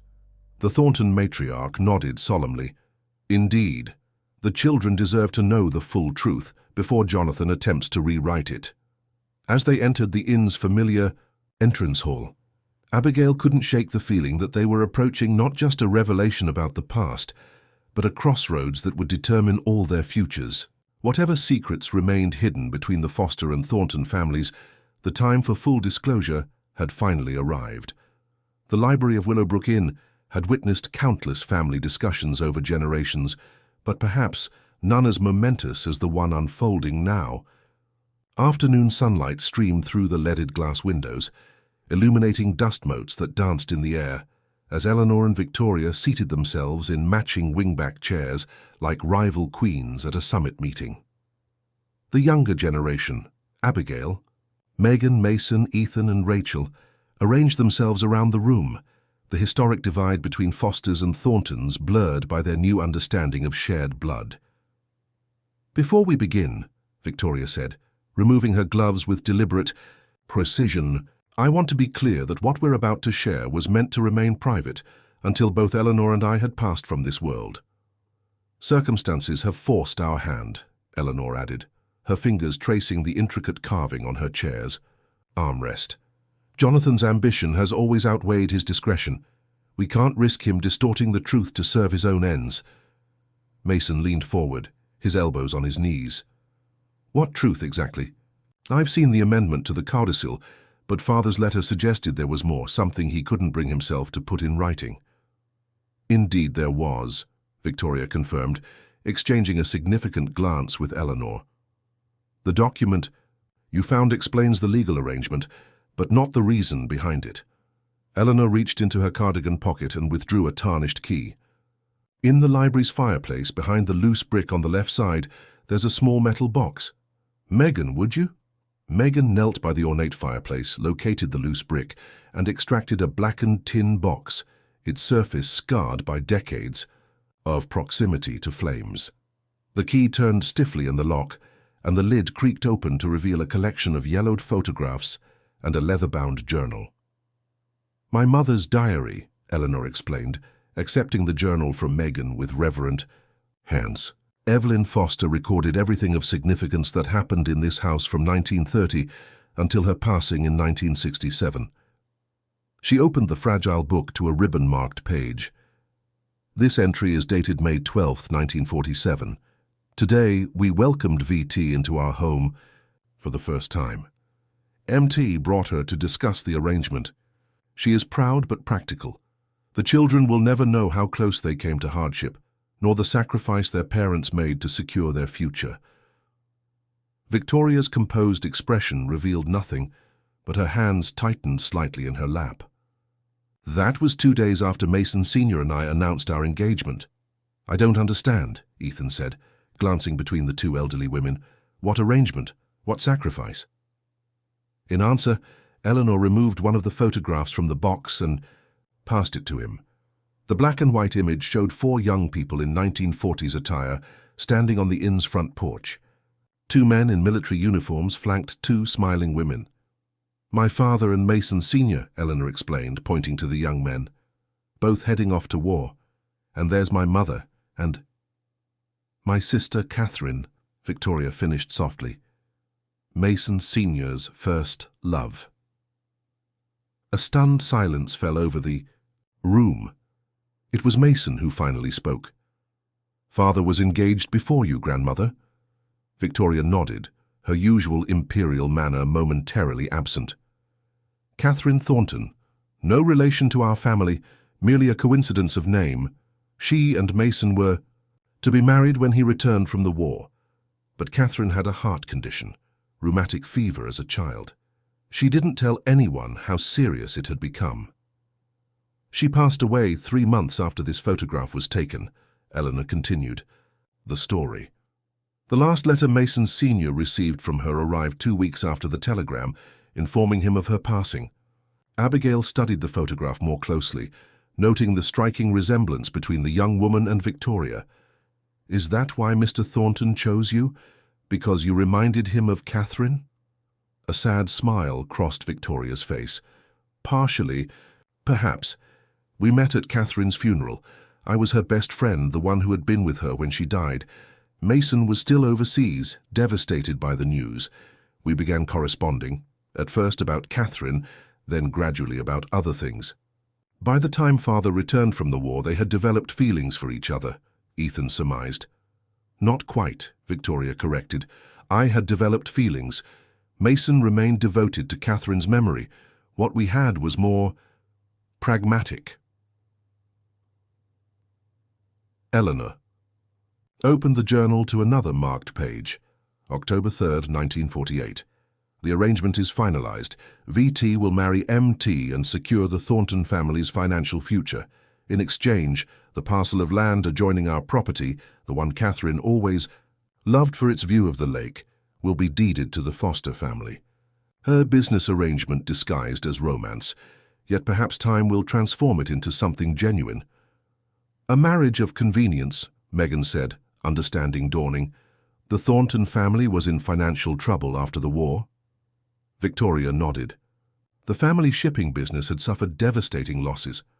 My father was a banker, with significant resources and connections that could save Thornton Enterprises. He approved of the match, but only if Mason demonstrated good business acumen, by resolving the company's most pressing debts before the wedding. So grandmother's family essentially paid off the Thornton debts in exchange for the marriage, Abigail realized, and part of that arrangement included transferring the lakefront property to the Fosters. With the understanding that it would one day be reunited with the Thornton estate through the marriage of descendants, Eleanor confirmed. Your parents, Caroline and James, were meant to be that union, but they rejected the role our families had scripted for them. The pieces were finally falling into place.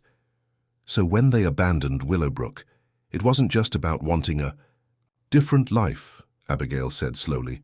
They were rejecting this multi-generational arrangement. Precisely, Victoria replied. Caroline discovered the original agreement in Mason Sr.'s office and was furious. She and James left that very night, taking nothing but what they could carry. They wanted no part of what they saw as an orchestrated destiny, but they left their children behind, Mason observed, a hint of judgment in his tone. That was complicated, Eleanor said carefully. James and Caroline intended to return for the girls once they were established elsewhere, but Mason Sr. was so angry at what he perceived as their betrayal that he threatened to contest custody if they returned. Using what grounds? Ethan asked, his medical training evident in his analytical approach. Victoria and Eleanor exchanged another of their cryptic glances. Caroline had struggled with depression after Megan's birth, Victoria finally admitted. It worsened following Abigail's arrival. There were incidents that Mason Sr. documented, preparing for a potential legal battle. Our mother was mentally ill. Megan's voice was barely above a whisper. She was unwell for a time, Eleanor corrected gently. With proper treatment, she recovered fully. But by then you girls had settled here with me, and Mason Sr. remained adamant. Eventually, Caroline and James decided that disrupting your lives again would cause more harm than good. The revelation hung heavy in the air. Abigail felt as though the floor had dropped away beneath her feet, her childhood rewritten in an instant. They didn't abandon us, she said, testing the words. They were kept from us. By my father, Mason added, his expression troubled. The same man who separated Abigail and Ethan years later, perpetuating the cycle of manipulation. Mason Sr. believed he was preserving the arrangement that had saved his family's legacy, Victoria said, though her tone suggested she didn't entirely share this justification. The original agreement specified that if the planned union failed, the property would remain divided until another opportunity arose to join the bloodlines. Ethan and I, Abigail realized, we were the second chance. Until father interfered again, Ethan said bitterly, using the same threats and manipulation that had worked on Caroline and James. Eleanor closed the journal softly. History has a way of repeating itself until we recognize the pattern and consciously break it. Victoria and I recognized it too late to help Caroline and James, or to protect you and Ethan. But perhaps it's not too late for the next generation. What do you mean? Mason asked, though his thoughtful expression suggested he already understood. Victoria withdrew an envelope from her handbag, an envelope bearing the Thornton family seal. This is the final amendment to the original agreement, signed by Mason Sr. and Eleanor 5 years ago, shortly before my husband began showing signs of memory decline. She handed it to Mason, who broke the seal and unfolded the document inside. As he read, his eyebrows rose in surprise. It dissolves all previous conditions regarding the property, he summarized for the others. It states that Willowbrook Inn and the surrounding land belong unconditionally to Eleanor Foster and her descendants, while the Thornton estate remains with our family. The only stipulation is that both properties must be preserved for their historical significance. That's unexpectedly straightforward, Megan observed, suspicion evident in her tone. Why would Mr. Thornton suddenly abandon the plan he'd spent decades enforcing? Because he finally understood the cost of his manipulation, Eleanor said quietly. After Abigail left and Ethan withdrew from the family business, Mason Sr. realized he was destroying the very legacy he thought he was protecting. He wanted to make amends, Victoria added, but by then the damage was done. Caroline refused his attempts at reconciliation. Ethan had built a life separate from the family business, and Abigail— I was gone, Abigail finished, a complex mixture of emotions welling within her. Relief that the property dispute was truly resolved, anger at the decades of manipulation, and a profound sadness for the family relationships that had been fractured in service to an outdated arrangement. So all of this, the lawsuit, the resort project, even Vanessa and the Parker merger, was built on a claim that Mason Sr. had already nullified, Rachel asked incredulously. The amendment was in my possession, Victoria explained. After Mason Sr.'s condition worsened, he couldn't remember signing it. I withheld it temporarily. Why? Mason demanded, his voice sharp with renewed suspicion. Victoria met his gaze directly. Because I wanted to see what you would do when, faced with a choice between ambition and family, whether you would repeat your father's mistakes or forge a different path. You tested me, Mason said flatly. Use the inn, the resort project, all of us as pieces in your game. Not a game, Victoria corrected. A final lesson. One your father asked me to ensure you learned before inheriting his full legacy. Eleanor intervened before Mason's evident anger could escalate. We've all been pawns in this decades-long chess match, but that ends today. The amendment is signed and legally binding. The properties are separated, the conditions dissolved. What happens next is entirely up to you, all of you. A contemplative silence fell over the library. It was Ethan who broke it, his medical pragmatism cutting through the emotional complexity. So the inn is secure, legally speaking, but it's still struggling financially, correct? He glanced at Megan, who nodded confirmation. And the resort project needs to be scaled back, now that the eastern expansion is off the table, which presents an opportunity, Mason said slowly, his business mind engaging despite his lingering frustration with his grandmother. Not for a merger of properties, but for a complementary partnership. The resort focusing on modern amenities, the inn on historical experience, marketed together as a complete Willowbrook experience. A business arrangement, Abigail observed, but one we choose freely, not one forced upon us by the previous generation. Exactly, Mason agreed, warming to the concept. The historical foundation I announced could serve as the connecting entity, preserving the town's heritage while promoting sustainable tourism development. As Mason and Megan began discussing the practical details of such a partnership, Abigail found herself drifting toward the library windows. Outside, the Harvest Festival continued in the distance, the town carrying on its traditions unaware of the momentous revelations unfolding within the inn's walls. Ethan joined her at the window, his presence familiar yet new. A lot to process, he observed quietly. An understatement, she replied with a small smile. Finding out our entire family history was essentially built on a business arrangement disguised as fate. Does it change how you feel about coming back? His question was casual, but his eyes were intent on her face. Abigail considered this. I came back because Megan needed help saving the inn.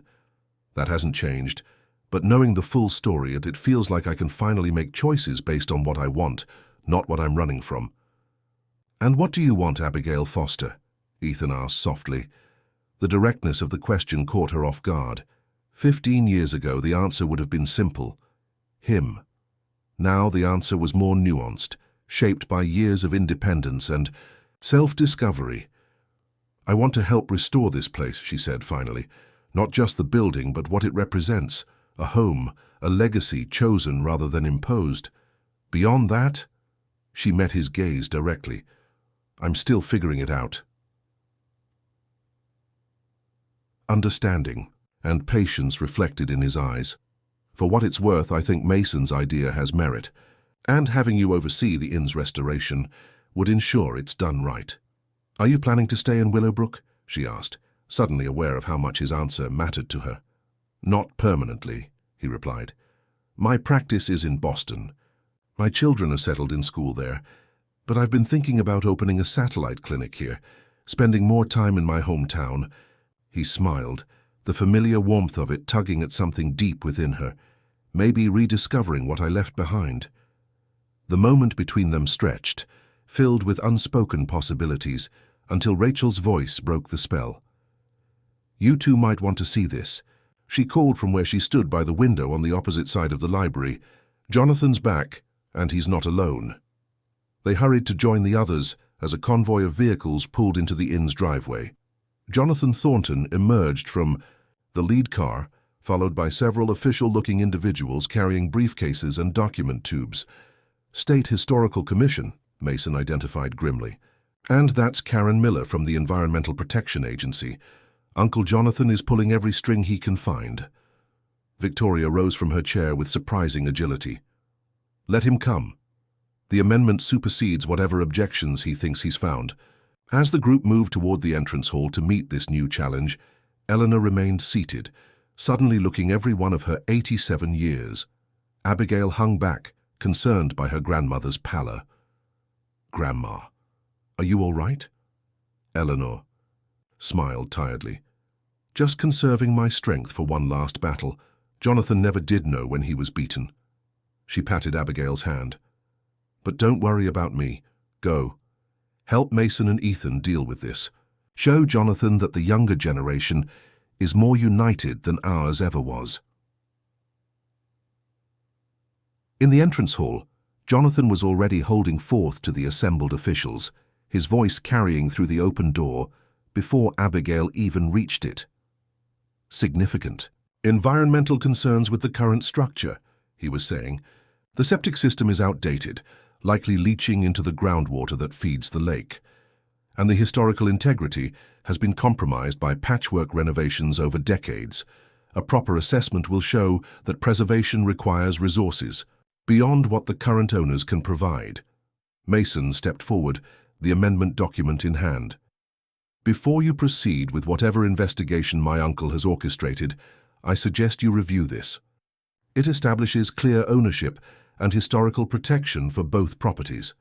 Jonathan's confident expression faltered only briefly. That document is irrelevant. Mason Sr. was already experiencing cognitive decline when it was supposedly executed.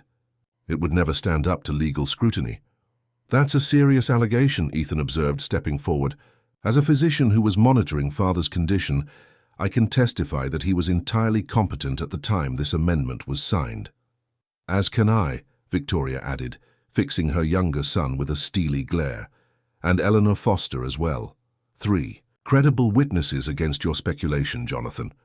The officials exchanged uncomfortable glances, clearly sensing they had been drawn into a family dispute under false pretenses.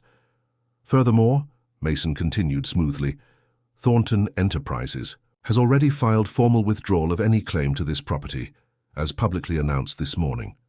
The historical foundation I referenced will ensure both properties meet preservation standards, and the environmental concerns will be addressed in the renovation plan, Abigail added, stepping forward.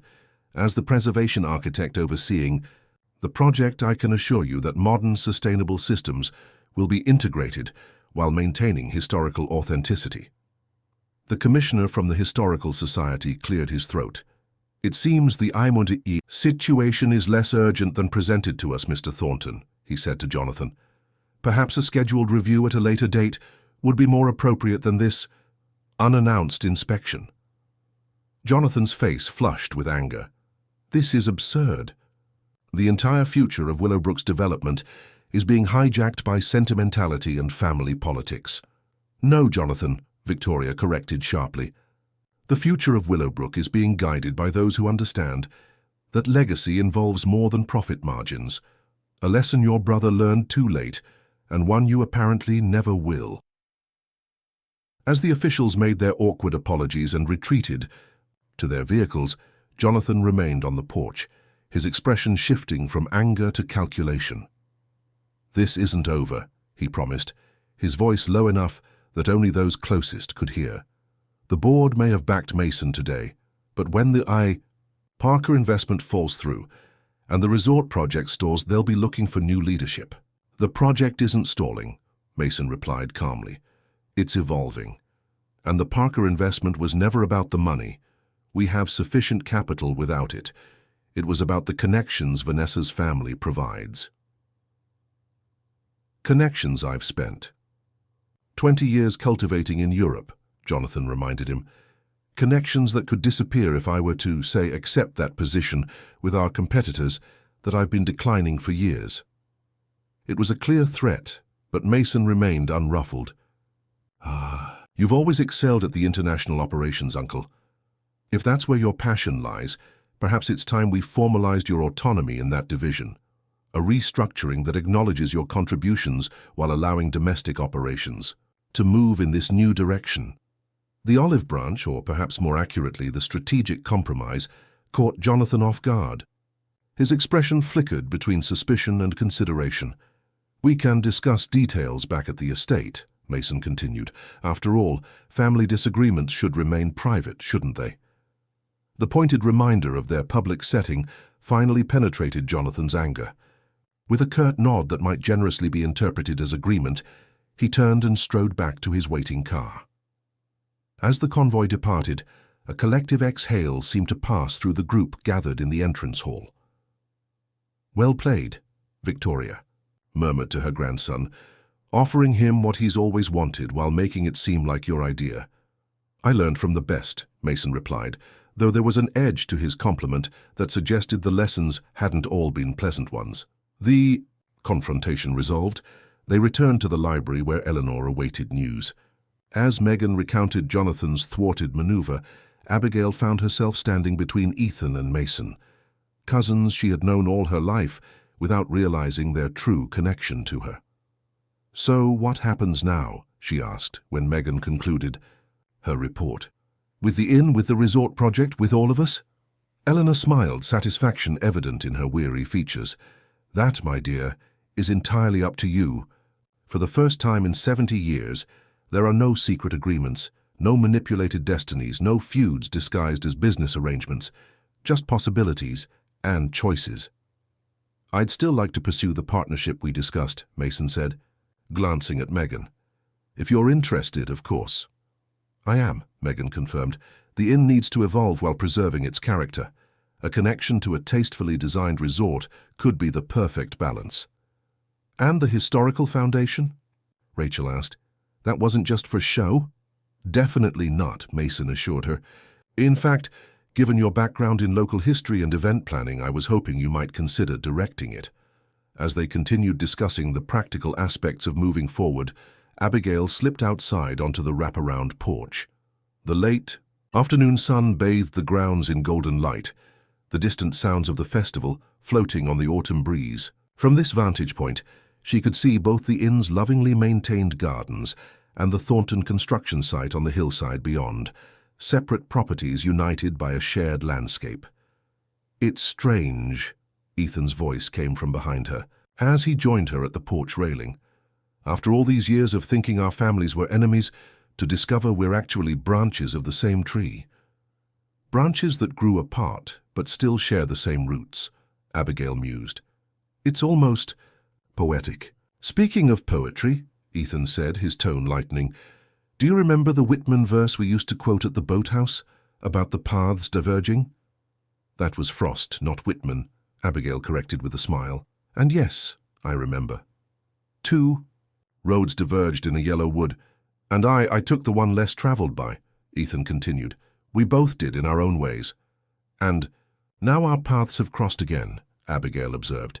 Do you believe in second chances, Ethan? He considered the question seriously. I believe in new beginnings, not erasing the past or pretending it didn't shape us, but choosing to start fresh. With the wisdom we've gained, he turned to face her directly. I'm not the love-struck boy you left behind, Abigail, and you're not the girl who felt she had no choice but to run away. No, she agreed softly. We're not those people anymore. But maybe that's a good thing. A comfortable silence settled between them, free from the weight of secrets and misunderstandings that had defined their past. Inside the inn, through the open window, they could hear Mason outlining his vision for the partnership between their families' properties. Eleanor and Victoria were offering occasional commentary, their decades of rivalry transformed into something like respected collaboration. Rachel was enthusiastically describing potential heritage events that could unite the town around the project. And Megan was already listing renovation priorities, her practical nature finding purpose in concrete plans. I think I would like to design the restoration, Abigail decided, watching a pair of monarch butterflies dance above the garden flowers. Split my time between here and Chicago, at least for a while, see where the path leads. Ethan's smile was warm with possibility. I think I'd like to see where it leads too. He offered his hand, a simple gesture of friendship that carried the potential for more. Walk back to the festival with me? I hear there's going to be dancing in the square at sunset. As Abigail placed her hand in his, accepting the invitation. Without expectation or obligation, she felt a sense of rightness, not the manufactured destiny her grandfather and Mason Sr. had attempted to orchestrate, but a genuine choice made with clear eyes and an open heart. Behind them, Willowbrook Inn stood solid and enduring, its foundations no longer undermined by secrets and its future no longer threatened by the past. Before them stretched the path back to town, where the Harvest Festival continued its century-old traditions while embracing the changes each new generation brought. And somewhere between past and future, between preservation and progress, between the separate roads they had traveled and the new